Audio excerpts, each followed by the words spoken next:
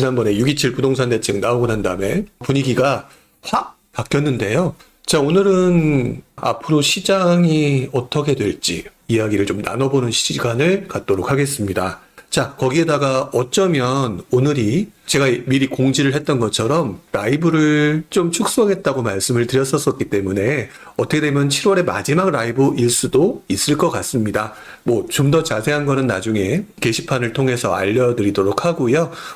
라이브가 진행되지 않는다고 해서 여러분들과 만남이 줄어드는 거나 그런 거는 아닐 겁니다. 그러니까 여러분들, 제가 지금 생각하고 있는 부분이, 일단은 저는 라이브는 좀 축소를 하지만 뭐 좀 위에 보시는 것처럼 제가 지금 밴드방을 운영하기 때문에 그분들과는 밴드방에서 뵙고 얘기를 할 거고요. 그 밖에 지금 다른 형태로 준비를 하고 있으니까 여러분들이 계속 관심을 보여주시면 좋을 것 같아요. 지난 6.27 대책 여러분들의 느낌은 어떠셨는지 궁금합니다.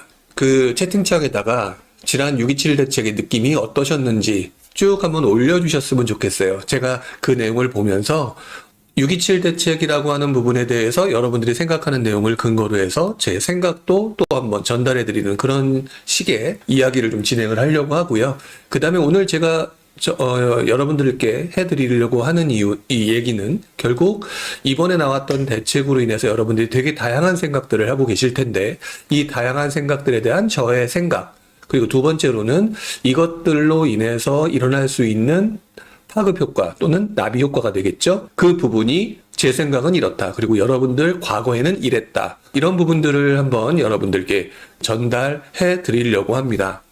자, 일단 먼저 제가 오늘 준비했던 기사를 가지고 여러분들과 함께 이야기를 좀 나눠봐야 되겠죠. 자, 6.27 대책이 딱 나오고 난 다음에 사실 분위기가 굉장히 위축되어 있는 것은 사실이죠. 이 위축된 분위기로 인해서 지금 현재 많은 분들이 설왕설래 이야기를 나누고 계시고 있고요. 그 다음에 단톡방에서도 다양한 이야기들이 오고 가고 있습니다. 자, 그 중에서도 풍선 효과와 관련된 얘기가 좀 상당히 많이 나오는데요. 주로 이런 얘기가 많이 나오는 것 같습니다. 예를 들면은 예전에도 이런 식으로 규제가 나왔고, 규제가 나오고 나면은 어느 정도 그 적응 기간을 거친 후에 다시 새로운 지역들이 움직이거나 오르는 풍선 효과가 일어나게 되었다. 자, 그런 부분을 많이 들었던 거 여러분 기억하실 겁니다. 바로 이런 내용 때문에 뉴스 기사에서도 이런 내용이 좀 나오고 있는 것 같아요. 예를 들어서 한번 기사 제목을 볼까요? 대출 6억까지로 막혔고 가계약금을 날릴 판이다라고 하는 좀 삭막한 그런 내용들이 나와 있죠. 똘똘한 한채가 직격이다라고 하는데 노도강이 들썩이나라는 얘기가 나옵니다. 자, 그리고 다음 기사도 보게 되면 노도강이 진격하나 주담대 6억 대출 규제에 반사이 기대감 상승. 즉, 지금 현재 움직이고 있었던 분들이 상급지로 똘똘한 채로 이동하는 모습들을 진행하고 있었는데, 대출 규제로 인해서 더더구나 6억까지밖에 대출을 할 수 없다라고 했으니 6억 플러스 알파, 본인이 보유한 돈 알파, 이런 부분들을 생각하게 되면은 아마도 중급지나 서울 하급지 쪽으로 움직임이 나타나게 될 것이다. 그러니까 대표적으로 우리가 이야기들을 하고 있는 노도강 쪽으로 분위기가 몰려갈 것이다 라고 하는 얘기가 지금 신문 기사에서 보여지고 있는 것이죠. 자, 그런데요, 여러분들은 이 부분에 대해서 어떻게 생각하시나요? 노도강으로 분위기가 조금 번져나가긴 할 것 같다라든지, 아니다, 나는 그렇게 생각하지 않는다라든지, 자, 여러분들의 의견이 조금 올려주셨으면 좋겠습니다.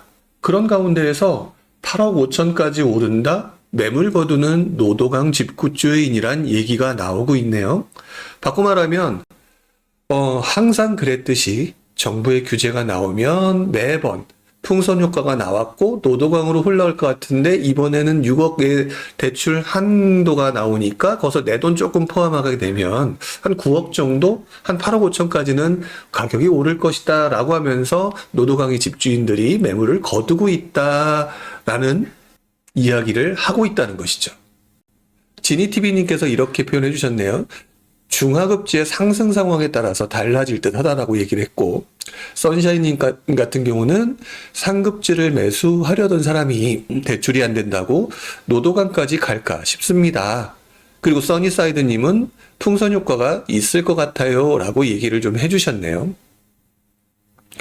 자, 어떻게 보면은 약간 중간의 입장에서 이럴 수도 있고 저럴 수 있다, 일단 좀 지켜보겠다라고 하는 의견일 수도 있고요.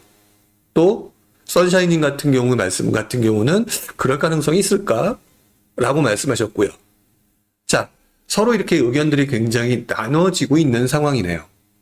자, 그런데 기사를 또 쭉 훑어보니까 이런 내용이 좀 보이는 것 같습니다.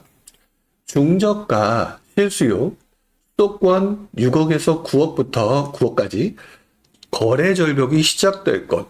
아까 위에서는 노도강이 들썩거리나라고 얘기를 했는데 지금 보게 되면 또 거래 절벽이 시작될 것이다 라고 얘기를 하면서 또 이쪽에 대한 얘기와 저쪽에 대한 얘기가 동시에 공존하고 있는 것들을 보실 수가 있을 겁니다.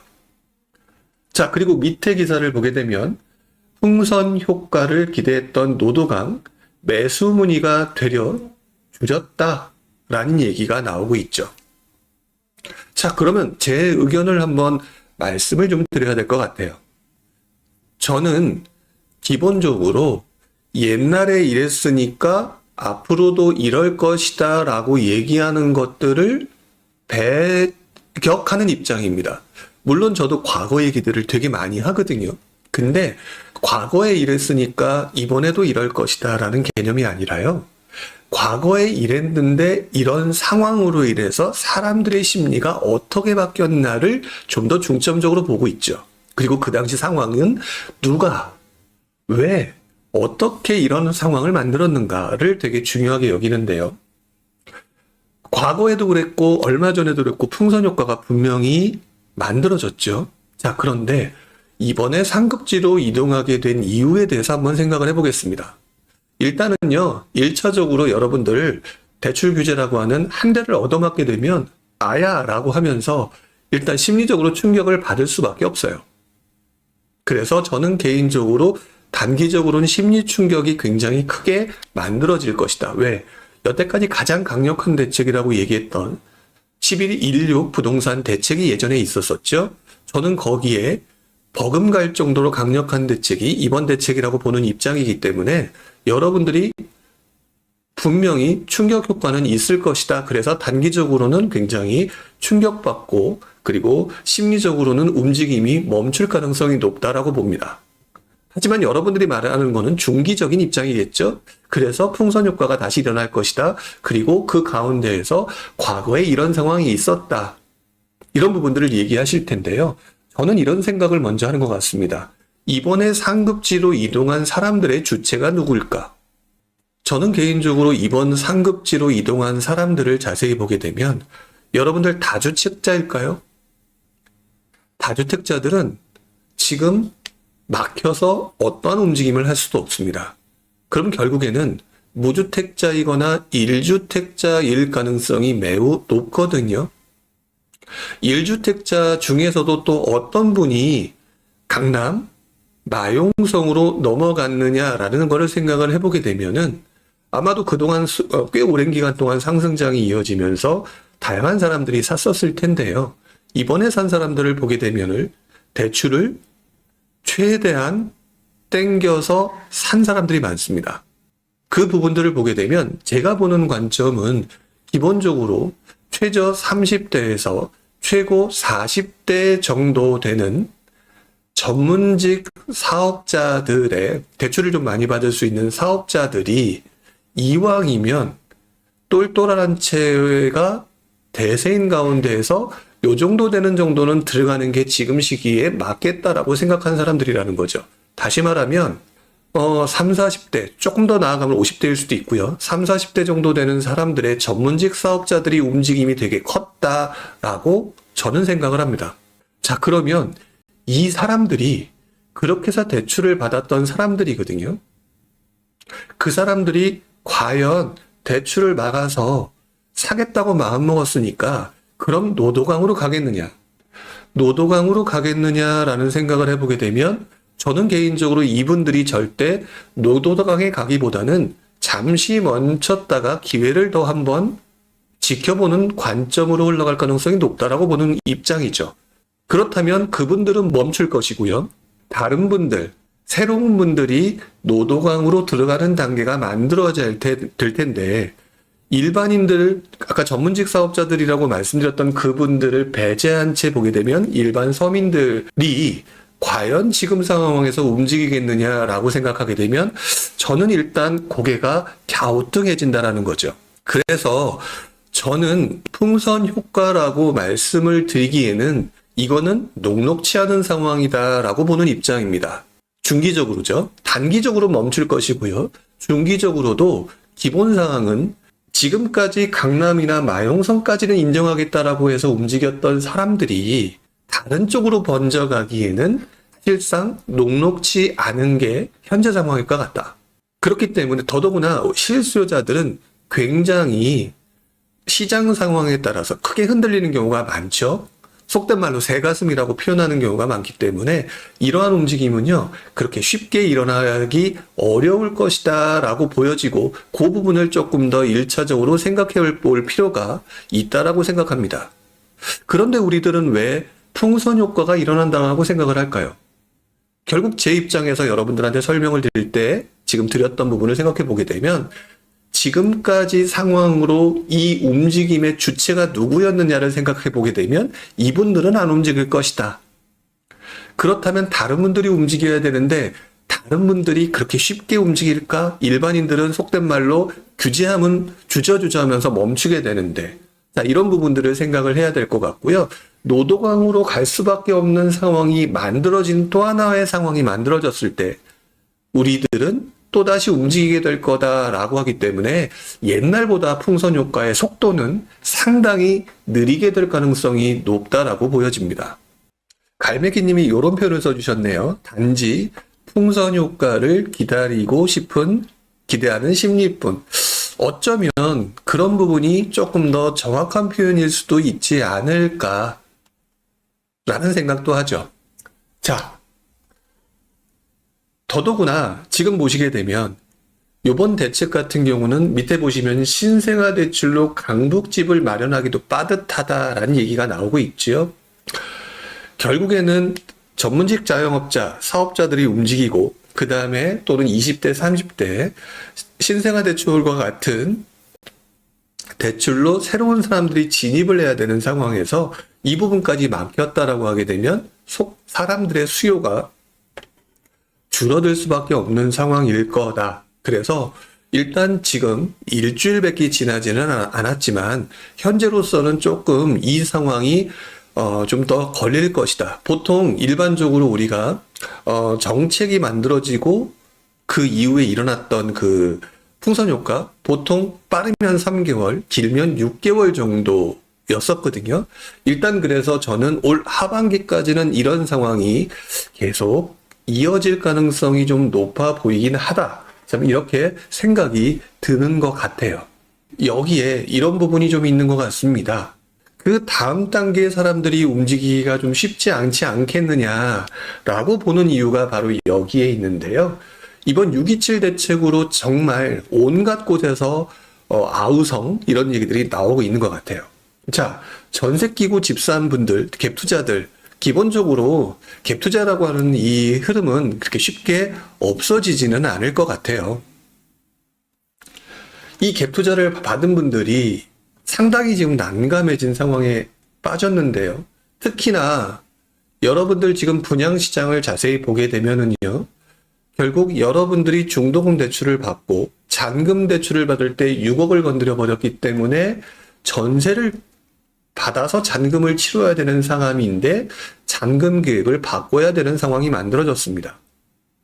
자, 그렇다면 첫 번째, 그동안 해왔던 행위들이 물론 여러분들 뭐 온갖 그 편법, 틈새 이거는 오늘 얘기하지 말자고요. 그런 것들은 순간순간 상황에 따라서 바뀌고 오히려 그것들이 문제, 낭패를 거둘 가능성이 있으니까 정상적인 루트만 생각을 해보자고요. 자, 이런 경우에 지금 분양시장 청약 시장에 들어오려고 하는 사람들이 급격히 위축되는 상황이 만들어지게 될 겁니다. 내가 지금 돈은 좀 부족한데 지금 서울 똘똘한 한 채를 구입하기 위해서 중도금 대출은 넉넉하게 어느 정도 나오니 나중에 전세를 끼고 잔금을 치러야지라고 하는 일반적인 흐름들에 대해서 두려움이 발생됐거든요. 알리 부자님이 사업자 대출을 얘기하고 계신데요. 제가 말하는 사업자 대출, 제가 언급하고 싶은 거는요. 그게 자꾸 방법이라고 생각하시는 거에 대해서 저는 반대하는 입장입니다. 왜? 지금 정부가 사업자 대출 모를 것 같으시나요? 여러분들이 정부를 되게 우습게 보고 있는 분들을 가끔 보게 되는데요.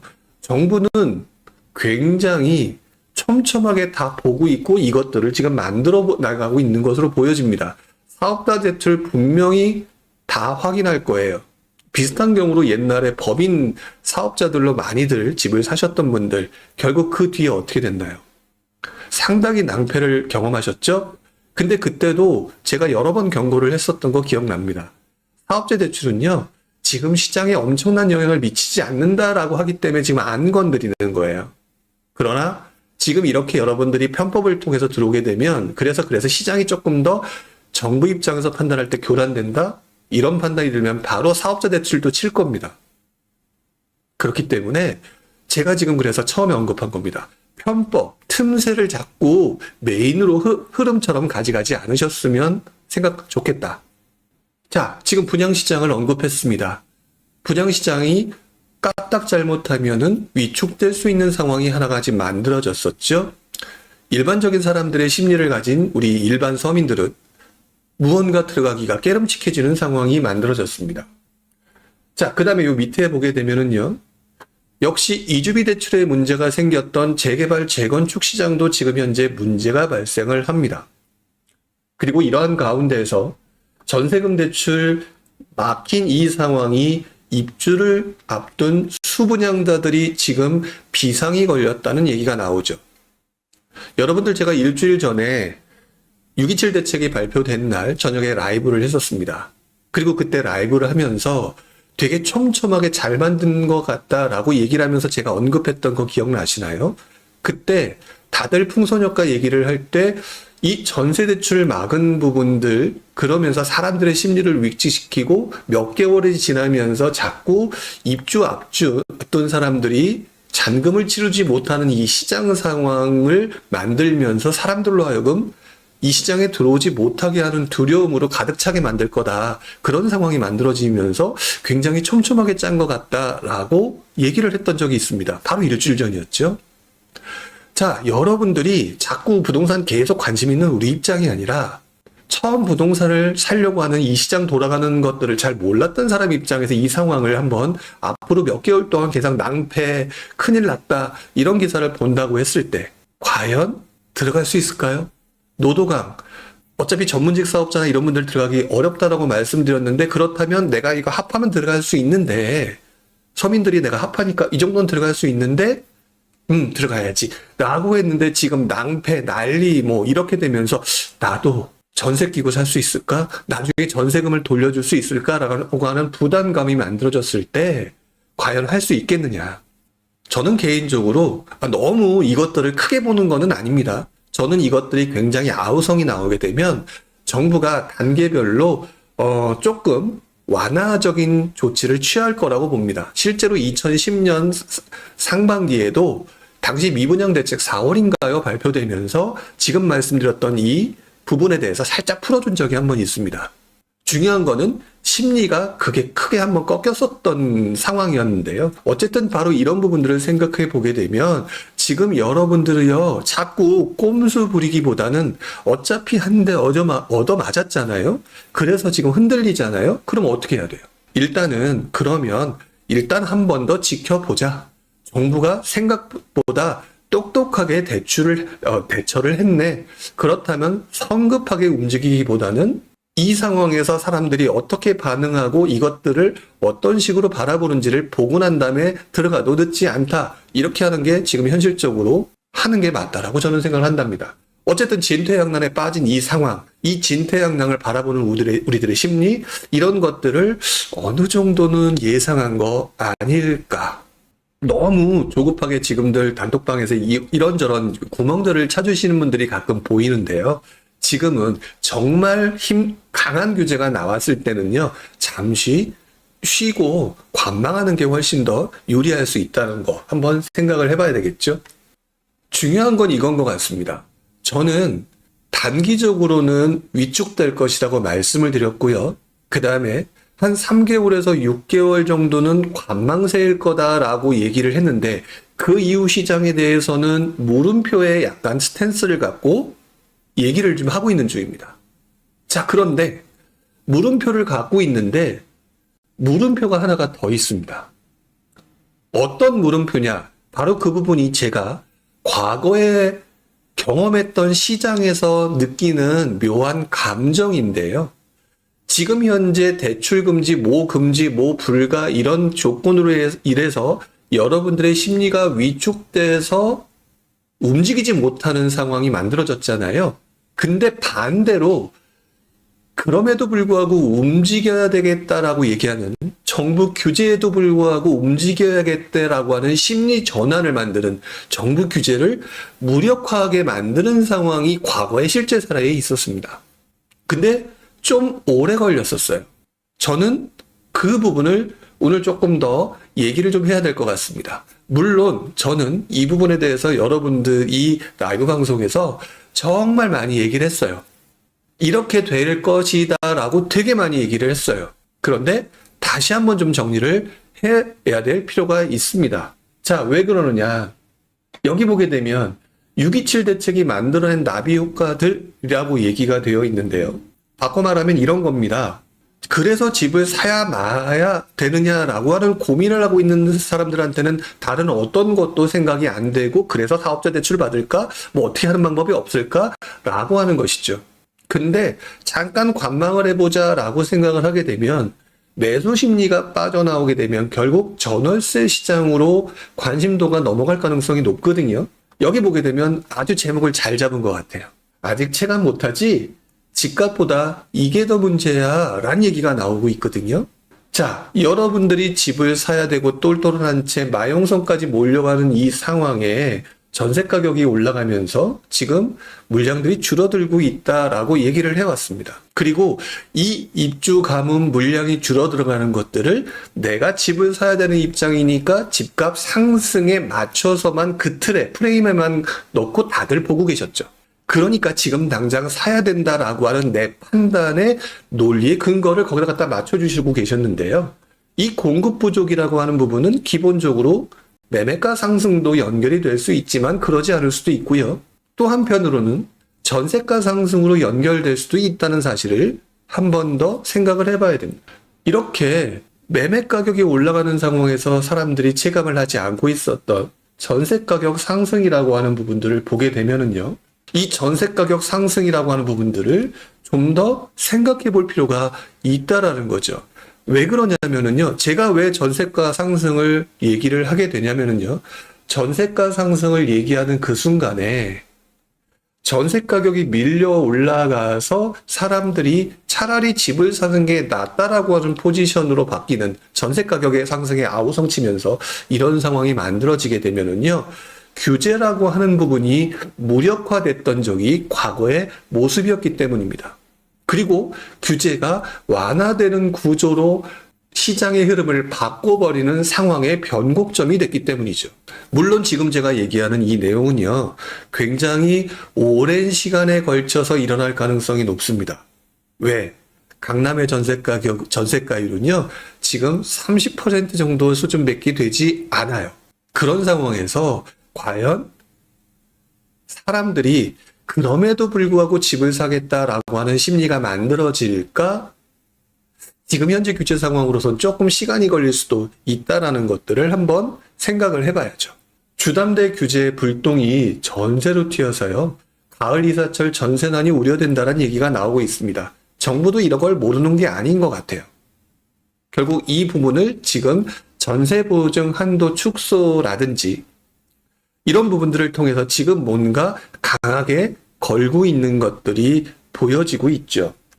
더더구나 지금 현재 전세 가격이 올라가는 곳도 존재를 하겠지만 전세 가격보다 훨씬 더 싼 가격으로 대출 이자 내는 것보다는 전세 대출 이자 내는 것보다는 훨씬 더 싼 가격에 들어갈 수 있는 월세가 있기 때문에 월세 가격 상승이 먼저 도드라질 가능성이 높아서 시간적 타임이 어느 정도 조금 더 지연될 수 있는 소지는 있죠. 솔직히 말하면 저도 3개월에서 6개월 사이에 매매 시장이 다시 활성화되는 게 심정적으로는 더 원하고 바라는 것이면 틀림이 없습니다. 그런데 지금 보여드렸던 이러한 상황들이 결국 사람들을 정중동으로 당분간 만들게 하고 여기에 앞으로 각종 발생할 수 있는 아우성들이 심리적인 위축을 만들게 된다면 더욱더 뾰족하게 튀어나올 수 있는 방법은 그 내용은 월세와 전세의 변화라는 거죠. 그래서 저는 개인적으로 여러분들이요. 오늘 이 순간 끝나고 여러분들이 각종 부동산 관련 앱에서요. 내가 그동안 관심이 있었던 동네에 전월세 가격이 우리가 매매 시장에 관심을 두는 그 기간 동안에 어떻게 움직였는지를 한번 보실 필요가 조금 있을 것 같습니다. 특히나 매매 가격이 많이 올라왔던 서울의 마용성까지 보다는요. 흔히 말하는 중급지 이하에서 수도권 중급지까지 해당되는 매매 가격이 그렇게 크게 영향이 없었던 지역에 전세 가격 상승과 전세 가율 정도가 지금 어느 정도 수준으로 올라와 있는지를 한번 살펴보시는 게 매우 중요합니다. 바로 이 부분들을 조금 보시게 되면 매매 가격 상승에 내가 잠깐 빠져서 보지 못했던 또 다른 상황이 조금 보여질 수 있다라는 거죠. 아까 잠깐 언급을 했습니다. 단기적으로는 정부도 전세 가격의 전월세 가격 시장 불안을 예상하는 것 같다고. 그래서인지 이번 대책을 자세히 보게 되면 그런 내용들이 조금 보여요. 자, 잠깐 지금 얘기를 진행하려고 하는데 지우님께서 이렇게 쓰셨어요. 지금 전월세가 올라갔다면 지금이라도 집 사야 되는 거네요 라고 얘기를 해주셨는데 지금 제가 말씀드리는 이 내용은요. 집을 사라 마라 라고 얘기하는 여러분들의 생각에 당장의 판단을 내리기 위한 방송이 아니죠. 시장이 이렇게 흘러갈 가능성이 높다라고 얘기하는 거기 때문에 저는 전월세 가격이 올라갔다면이 중요한 게 아니라 여러분들이 감당할 수 있는 정도가 가장 중요하다라고 봅니다. 이 방송 보면서 사냐 마냐를 자꾸 판단하려고 들지 마시고 시장이 돌아가는 메커니즘을 좀 이해하시는 게 더 좋다고 생각하고 그래야 스스로 나중에 이게 내가 지금 사는 게 맞겠군 이라고 판단을 한다라는 거를 기억을 해주셨으면 좋겠어요. 그런데 지금 보게 되면 전세금 잔금 맞췄다 정부 전세 매매가 조정 효과를 기대한다. 지금 제가요. 전세 가격, 월세 가격이 중기적으로 올라갈 가능성이 높다 계속 말씀을 드리는데 조정 효과를 기대한대요. 이게 왜 그랬을까요? 자, 전세금 대출. 좀 전에 얘기를 했습니다. 입주장이 만들어졌습니다. 입주장이 만들어졌는데요. 입주장이 만들어지고 난 다음에 지금 이걸로 전세로 돌리려고 했는데 전세 대출이 안 돼요. 자, 그런 사람이면 현금을 가진 사람이 전세를 들어와야 되겠죠? 그런 사람이 몇 명이나 있을까요? 결국 그러면 일반적으로 이 정도면 한 10억 정도면 되겠다라고 하는 전세 대출 끼고 현금을 가진 사람이 부족하다고 한다면 이게 8억, 7억 이렇게까지 떨어질 수밖에 없는 상황이 만들어질 거예요. 즉 입주장이 벌어지는 곳들의 전세 가격이 떨어지게 되고요. 단기적입니다. 떨어지게 되고요. 이런 상황이 만들어져 있던 예를 들어 7억이라고 쳤을 때 7억을 받던 주변에 있는 다른 곳 기준점을 7억으로 잡고 여기서 시세는 지금 저쪽이 7억이기 때문에 여기는 이 정도 될 겁니다 라고 하는 게 단기적으로 만들어진다라는 거예요. 그래서 아마 정부는 전세 매매가 조정 효과 왜 입주자금 치러야 되는데 못 치른 상황이 되면 여러 가지 매매 가격 떨어지고 전세 가격도 떨어지는 거 여러분들 되게 많이 경험했잖아요. 물량이 쏟아지는데 방법이 있나요? 이런 것들을 통해서 신규 닫힐 전세가 날벼락을 맞은 상황이 지금 만들어지는 거죠. 이렇기 때문에 전세 가격도 단기적으로 떨어질 가능성이 있고요. 매매 심리도 위축될 가능성에 대해서 지금 제가 자꾸 언급을 하는 겁니다.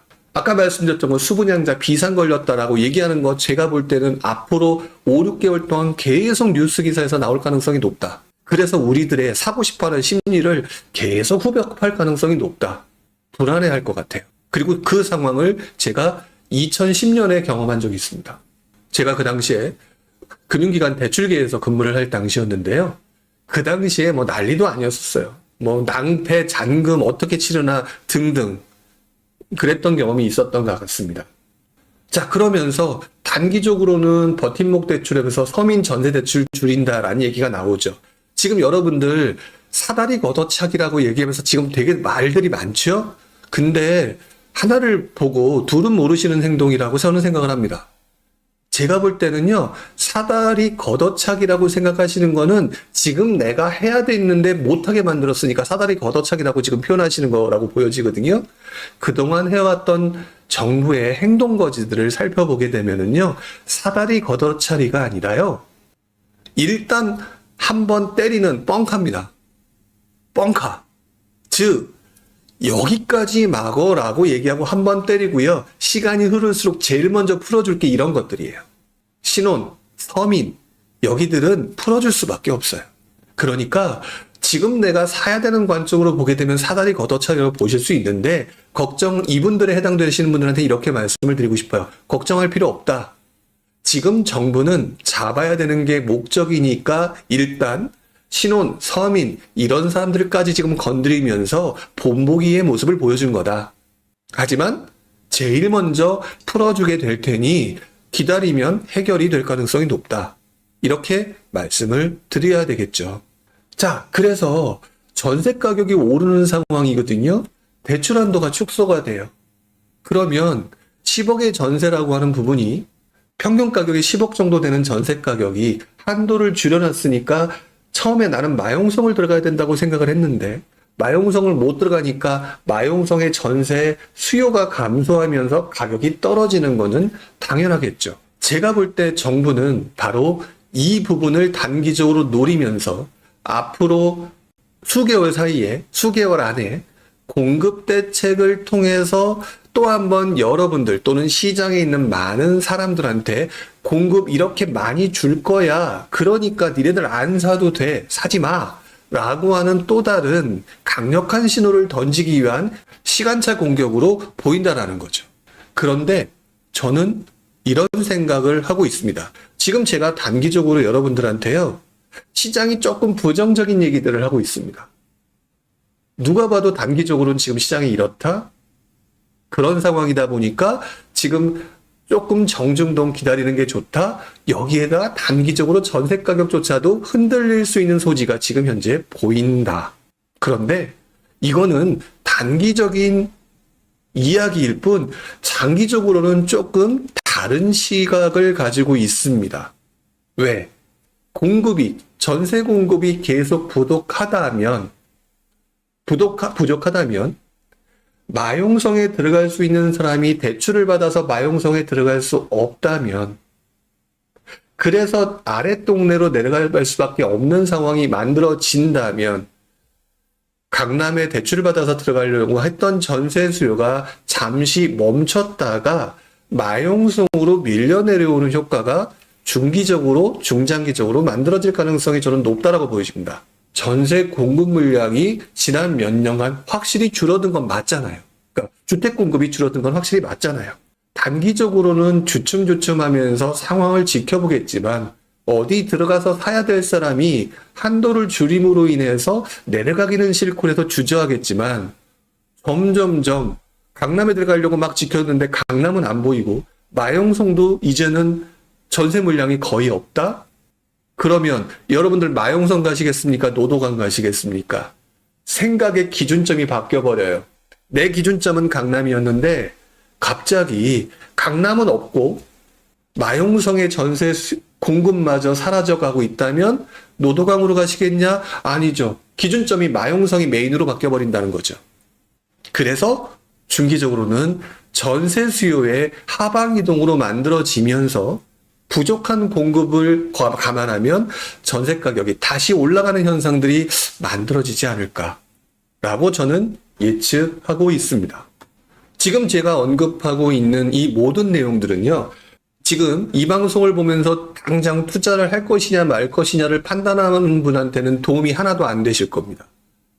그런데 이 내용은요, 중기적인 관점으로 나중에 시장이 상승이냐 하락이냐를 보게 되는 관점으로 보고 거기에 맞춰서 단기적인 관점으로 보시는 분이라면 지금 제가 드리는 말씀에 조금 팁을 얻을 수 있지 않을까. 중기적으로는요, 결국 전세 시장이 불안해질 가능성이 저는 매우 높다. 그렇게 보고 있습니다. 자, 아까 1차적으로 주담대 규제가 불똥이 전세로 튀어있고 그것에 대해서 되게 많은 얘기들이 나오고 있죠. 단기적으로는 입주 대란이나 뭐 전세자금 대출 중단 뭐 이런 잔금 대출 중단 이런 것들로 인해서 지금 단기적으로 문제가 발생하겠지만 결국 하방 이동이면 해결이 되거든요. 하방이면 해결이 된다라면 시간이 지나면서 사람들의 심리가 결국 내가 들어갈 수 있는 수준을 낮출 가능성이 높고요. 지금 현재도 이미 전세가 없는 곳들이 보이기 시작하고 있습니다. 단지 내가 매매 시장만 보고 있어서 안 보일 뿐이죠. 입주 가뭄 내년이 더 걱정이다. 바꿔 말하면은요, 여러분들은 이제부터 올해 해야 되냐 말아야 되냐라는 포커스보다는 내년 후년을 바라보는 장기적, 중기적인 투자 관점을 가지고 이제 접근해야 될 필요가 있어 보인다. 이렇게 생각이 듭니다. 왜 전세 가격을 자꾸 얘기하느냐? 왜? 지금 전세 월세화라고 얘기하고 지금 주거비 부담이 늘어나고 있죠? 아까 어떤 분이 얘기를 하셨습니다.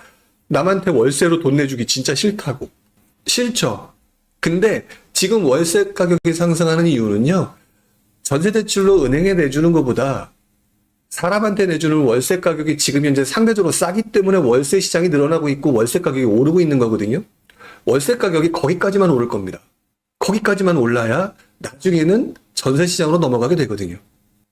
전세 시장으로 넘어가게 되면서 결국 전세 시장이 강력하게 올라갈 수밖에 없는, 공급 부족에 따라서 강력하게 올라갈 수밖에 없는 상황이 만들어질 것이고요. 이런 상황이 되게 되면은 지금 시장이 달라질 수 있다. 자, 그러면서 저는 개인적으로 전세가율의 상승이 천천히 만들어질 거라고 보는 입장입니다. 지금 여러분들이 당장 투자하는 사람들, 당장 갭 투자하고 싶은 사람들이 저한테 항상 이렇게 말씀을 드려왔었어요. 뭐라고 말씀드렸냐? 서울의 전세가율이 이렇게 낮은데 과거 2015, 16년도의 전세가율처럼 소액으로 투자가 가능할까요? 라는 질문을 던졌던 적이 정말 많았습니다. 너무 많아서 제가 답변을 드리기가 어려울 정도로 많았죠. 그분들이 왜 그렇게 질문하셨냐라고 생각하면 바로 now, 당장 하고 싶은데 좋은 곳 하고 싶은데 가능성이 없으니 과거와 같은 것들 그리면서 그럴 가능성이 있겠느냐라고 하는 약간 물음표가 있었던 건데요. 여러분들, 제가 그 당시 뭐라고 말씀을 드렸었냐면요. 시간이 문제일 뿐 반복된다고 말씀을 드렸는데요. 왜 그러느냐? 저는 2000년대 초반에도 동일한 상황을 봤고요. 그리고 2005년과 6년도에 강남의 전세가율 30%를 본 적이 있습니다.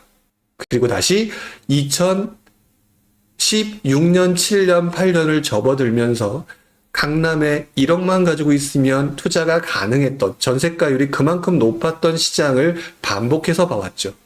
이것들이 우리나라 주택시장의 매매 전세의 그동안의 흐름의 메커니즘인데요. 이번에는 다를 것이다. 글쎄요. 다른 주택 대안이 있다면은 그 말이 맞는 부분인지 모르겠는데 저는 여전히 지금도 변함이 없다라고 생각을 하고 있습니다. 그래서 저는 지금 이 상황을 보게 되면 나중에 시장의 모습은요, 전세 시장의 변화가 시장의 변곡점을 만들 가능성이 높다. 일단 큰 그림은 이렇게 잡고 있죠. 바로 이 내용을 여러 번 말씀드려왔어요. 지금 이 채팅창에 들어와 계신 수많은 분들이 계시고 제 라이브를 계속해서 보시는 분들 많으시죠? 제가 계속해서 얘기를 해오고 있다. 지금 이 얘기를 하던 얘기를 지금 거의 변함없이 몇 개월에 걸쳐서 하고 있는 중입니다. 그러면 제가 뭘 예상을 했겠어요? 이번 정부가 규제가 상당히 강하게 나올 것도 어느 정도 예상을 했고, 여기에 따라서 시장의 움직임이 과거와 비슷한 부분으로 흘러갈 가능성이 높다라고 예상을 했기 때문이라고 또 생각해 볼 수가 있겠죠. 가장 중요한 거는 그 부분인 것 같습니다. 길게 봐야 되는 것. 자, 근데 한 가지, 우리 나다정님, 서울이 떨어지면 좋겠네요 라고 얘기를 하셨는데, 그렇게 생각하셔서는 안 됩니다. 아까 어떤 분이 위에서 이런 얘기를 하셨어요. 화폐 가치가 떨어진다라는 사실. 제가 처음 부동산에 관련된 관심을 갖고 투자를 하려고 하던 시절에 강남의 아파트 가격, 2000년대 초반 정도를 가지고 예를 들어드리면, 당시 아파트 가격, 재건축 아파트 가격이요. 그때가 개포였나, 도곡 개포 요 정도였던 것 같은데요. 요때 지금 이제 도곡 렉슬 자리죠. 도곡 주공, 그 다음에 개포, 이것들이요 2억 7, 8천 하던 시절이었습니다. 그리고 그것들이 시장이 지나면서 지금 몇십억으로 바뀌었잖아요. 결국 화폐 가치 하락에 따라서 결국 장기적으로 꾸준히 오르는 거기 때문에 여러분들 떨어진다라고 얘기하는 거를 여러분들이 항상 착각하고 계신 게 뭐냐면, 떨어지기도 하거든요. 어떤 특정 시점에는. 문제는 내가 원하는 수준으로 자꾸 떨어지라고 보고 못 사요. 직전 가격 대비 10%에서 20% 정도가 되면 그냥 사는 게 좋습니다. 물론 30% 떨어질 수 있죠. 근데 그거 어떻게 맞춰요? 서울 아파트 가격 지금 주춤할 수 있다? 떨어질 수 있습니다. 근데 여러분들 솔직히 톡 까놓고 얘기해 보세요. 내가 원하는 수준으로 떨어지기를 기대하고 계신 거지 10%, 20% 떨어졌다고 사고 싶을까요? 아니에요. 더 떨어지기 원하죠. 그래서 투자 못하는 분들은 항상 끝까지 못 삽니다. 그리고 나중에 항상 이렇게 얘기하죠. 그때 살 걸. 저는 그래서 서울 아파트, 수도권 아파트도 마찬가지입니다. 지금 현재 조정받을 가능성이 높죠. 왜? 직전에 너무 많이들 연끌하면서 접근했잖아요. 이분들 낭패 겪은 분들 던질 가능성이 일부 있다면 여기서 몇 퍼센트 떨어지는 거는 인정을 해야 되겠죠? 그래서 10% 정도만 돼도 사실 대단히 많이 떨어지는 겁니다. 근데 그거를 떨어질 거야, 근데 떨어질 거야를 내가 원하는 수준으로 자기가 결정해서 판단해서 안 사. 30억짜리가 한 20억 되길 바래. 30억짜리가 20억짜리가 되면 엄청나게 떨어지는 거거든요. 그 전 단계에서 이미 제가 말씀드린 정도의 수준을 아는 분들은 그때 채가 버립니다. 그러니까 여러분들은 10%에서 20%를 마지노선으로 보시는 게 좋을 것 같아요. 그렇게 사게 되면은 여러분들은 분명히 나중에 그때 잘 샀네. 조금 아쉽긴 하지만 더 떨어진 적도 있어서 좀 아쉽지만 그 정도면 잘 산 거야 라고 하는 경험치를 얻게 되죠. 근데 지금 처음부터 완벽하게 엄청나게 떨어진 최저 가격을 사려고 하니까 매번 못 사게 되는 상황이 만들어지는 거고요. 자, 그런 상황으로 보게 되면은 여러분들 지금이 오히려 바로 6.27 대책 나오기 직전이 사지 말아야 될 시점이었고요.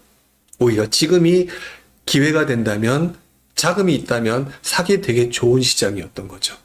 또는 지금 대출 규제 때문에 살 수 없다. 시간이 지나서 시장이 안정화되면 대출의 틈새는 벌어지게 되어 있습니다. 그때 또 기회가 오는데 뭐가 문제인가요? 왜 내가 급한가요? 그냥 빨리라고 하는 게 강해서겠죠. 지금 이런 얘기들을 이렇게 여러분들한테 해왔는데요.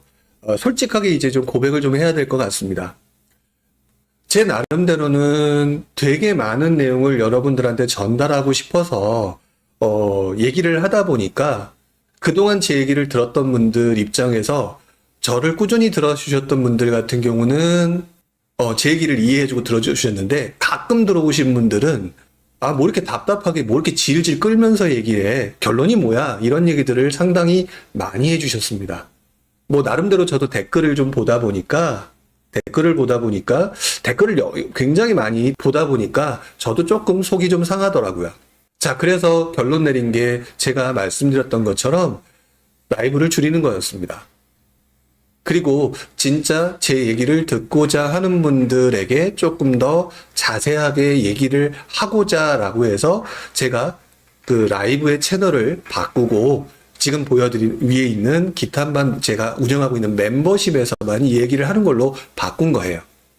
그 점을 혹시라도 이 유튜브로 보시는 분들 입장에서 조금 속상해 하시더라도 양해를 해주시기 바랍니다. 저도 나름대로는 여러분들한테 많은 얘기를 하고 싶었는데 그렇지 않게 보시는 분들도 워낙 많아서 이왕이면 저도 좋고 여러분들도 좋은 게 맞지 않을까라고 해서 저는 조금 내용을 바꾸려고 하고요. 그렇다고 하더라도 저는 다른 방식으로 여러분들에게 유튜브 내용들을 제공할 테니까 너무 걱정하지 않으셔도 되고요. 그리고 라이브는 한 달에 한 번 정도는 제가 계속해서 이야기를 진행을 하려고 합니다. 그러니까 너무 제가 그냥 딱 맞고 안 한다 뭐 이렇게 생각은 안 해주셔도 좋을 것 같아요. 이제 마지막으로 과거 사례를 좀 보면서 말씀을 좀 드리려고 합니다. 제가 지금 말씀드렸던 전세 가격의 상승은 바로 과거에 경험했던 부분 때문에 제가 이 부분을 굉장히 중점적으로 얘기를 하게 되는데요. 지금 보시는 것처럼 09년 9월 달 보시는 것처럼 금융위기 직후였었죠. 금융위기 동안 여기 보면 3년 만에 최고 상승률이라는 기사가 보이는데요. 2005년 6년도에 강남의 급상승 이후 조금 외곽으로 번져나갔다가 금융위기 오고 굉장히 시장이 애매한 상황에서 다시 강남이 크게 상승하는 상황이 만들어집니다. 그러면서 당시 이명박 대통령이 강하게 눌렀던 게 DTI 규제, 수도권 DTI 규제라는 거 아마 제 라이브 들으셨던 분들은 아마 다 아실 것 같은데 바로 이때 나타났던 현상들의 두 번째 기사를 보여드리고 싶은데요. DTI 확대가 전세 수요를 급증시키면서 전세 가격 상승률이 당시 엄청나게 높아지는 상황이 만들어짐을 볼 수 있을 겁니다. 물론 이 당시의 전세 가격 상승은요. 전세 대출을 활성화시키고 있는 중이었기 때문에 사실 지금과는 좀 다르죠. 제가 그래서 이때와 지금의 다른 모습을 가지고 얘기를 하고 있기 때문에 가능하면은 09년도 9월과 지금의 다른 점은 전세 대출을 정부가 축소하려고 한다는 것 때문에 일단 전세 가격 상승의 시간적 텀을 조금 더 길게 보고 있는 입장인 거죠. 하지만 09년도에 DTI 확대로 사람들의 심리가 위축되고 난 다음에 그리고 이 이후에 여러분들이 잘 알고 계신 공급대책 보금자리가 발표가 됩니다. 어찌 보면 그래서 이재명 대통령의 공급 대책이 조금 걱정이 되기도 해요. 과거 이명박 시대에 보금자리 주택처럼 이렇게 싸게 분양한다면 나도 기다릴래 라고 하면서 그 당시에 매매 수요가 초토화됐던 상황. 물론 그렇게 된다는 얘기가 지금은 알 수 없지만 그런 상황이 만들어질 수 있으려나? 라는 것들이 있기 때문에 일단 일반적인 상황으로 일단 보게 되면 전세 가격 상승이 상당히 크게 나타났다는 것. 그리고 이때 서울의 입주 물량 지금하고 동일하게 줄어들었고요. 전세 가격 상승이 압박이 되면서 2009년이죠. 2010년, 2011년, 그리고 2012년, 그리고 그 이후까지 계속해서 전세 시장이 불안해지면서 결국 나중에 정부로 하여금 규제를 풀 수밖에 없는 상황이 만들어졌고요. 그리고 전세 가격이 올라가면서 정부의 규제 자체는 완전히 무력화가 됐었습니다. 바로 이 부분을 조금 더 포커스를 맞추고 여러분들한테 설명을 드리는 거라고 보시면 될 것 같고요. 저는 바로 이 부분 때문에 가능하면 전세 가격이라고 하는 부분들을 이제부터 조금 더 집중해서 보자. 그리고 여러분들 오늘 방송 끝나면 내가 관심 갖는 지역, 지금까지 관심 갖는 지역이 아니라 한 박자가 양보해서 괜찮은 지역들의 전월세 가격이 지금 어떻게 되는지 정도는 한번 확인해 볼 필요가 있다. 이 부분을 보면서 여러분들이 준비하는 게 맞지 않을까 하는 생각을 합니다. 시장의 오늘 내용에서는요, 아까 말씀드렸던 것처럼 6.27 대책 이후에 지금 많은 사람들이 설왕설래하고 틈새를 찾으려고 되게 애를 쓰고 있는 모습들을 설명을 했고요. 여기에 사업자 대출 같이 지금 정부가 다 알고 있지만 지켜보고 있는 상황에 대해서도 가끔 언급을 했습니다. 그래서 저는 추격을 하기에는 지금 시기가 상당히 위태로워 보인다. 떨어지는 칼날은 일단 먼저 피하는 게 좋다라고 보는 입장이고요. 그리고 지금 현재 상황에서 볼 수 있는 거는 여러분들이 다음의 변곡점을 보는 관점으로는 제가 볼 때는 전월세 가격이라고 하는 부분들을 조금 더 포커스를 맞추고 보는 게 맞지 않을까라는 생각을 한다는 거죠. 자, 여러분들이 가장 중요하게 여기는 게 무엇일까요? 단기적으로 돈을 벌어서 그냥 빨리 쉬고 싶으신가요? 아니면 부동산 시장을 제대로 이해하고 언제든지 내가 판단해서 수익을 낼 수 있는 그런 사람이 되고 싶으신가요? 여러분들이 스스로 판단하셔야 될 문제겠지만 저는 후자였으면 좋겠다라는 생각을 하고요. 그리고 여러분들이 부동산 시장 너무 어렵게, 크게 보면 어렵지 않은데 너무 단기적으로 빨리 무언가를 하려고 하기 때문에 거기에 정부의 제약이 들어오기 때문에 어렵게 느껴지는 것이다. 이렇게 말씀을 좀 드리고 싶습니다.